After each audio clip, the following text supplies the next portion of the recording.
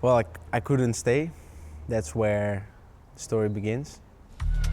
Until this season, Fabio Jakobsen had spent the entirety of his World Tour career with the Quick-Step team. Fabio Jakobsen wins again! But for 2024, he finds himself the new boy at school at Team dsm-firmenich PostNL.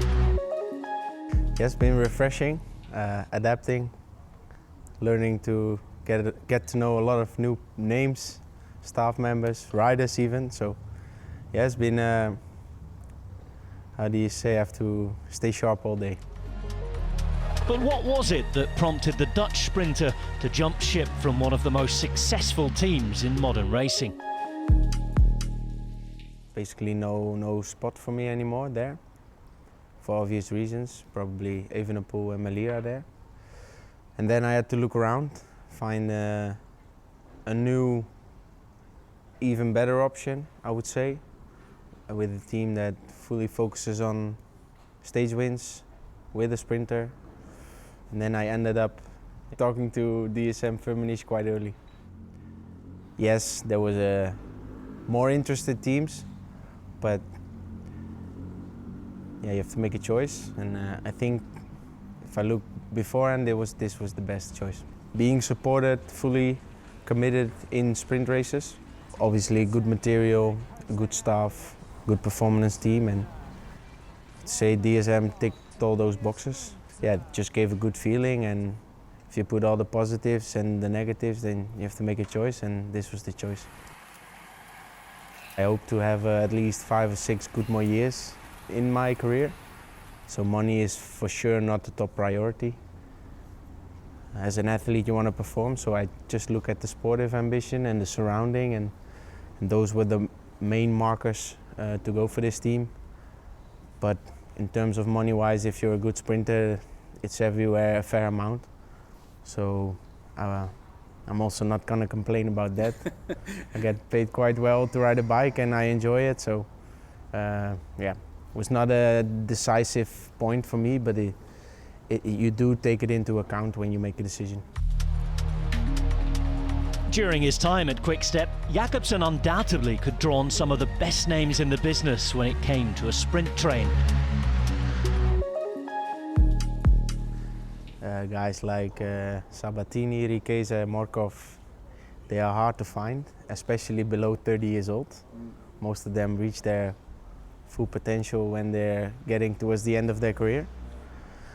I do have been blessed with spending 6 years with them, so I know a few of their tricks, and now I just try to take that experience and try and get the younger guys or the new guys here to get acquainted with them and teach them how I would like to have it, how we did it, because in the end 6 years is a lot.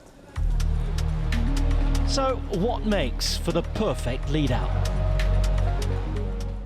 They have to take care of their sprinter, so if they have to ride in the wind to protect the sprinter or do something in favor of the sprinter, they always need to do it, which sounds logical, but it's all about putting a sprinter in the winning position. And they don't need to do like a perfect 400 to 200 acceleration. If they can bring me in first 3, let's say 500 to go, I'm already a happy man. And everything they can do extra from there, that's just bonus.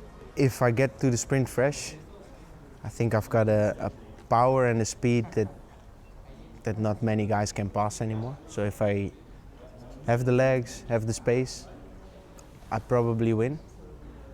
But there are also other sprinters that if they can just get a slipstream or jump a bit early, I can be beaten if I'm either boxed in or not fresh enough in the final. So I think every sprinter has his own characteristics, and for instance, a guy like Cavendish has so many years of experience that he has probably even a better overview of what's happening in the final.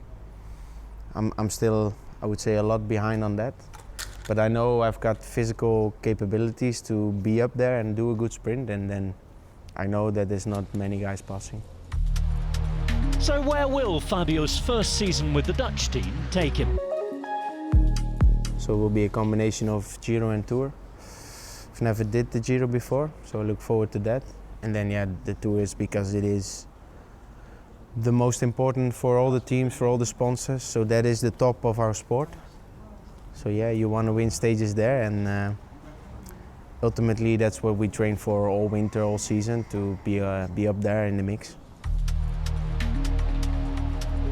With such a strong field of top sprinting talent to compete against, what are the 27-year-old's big targets for the year?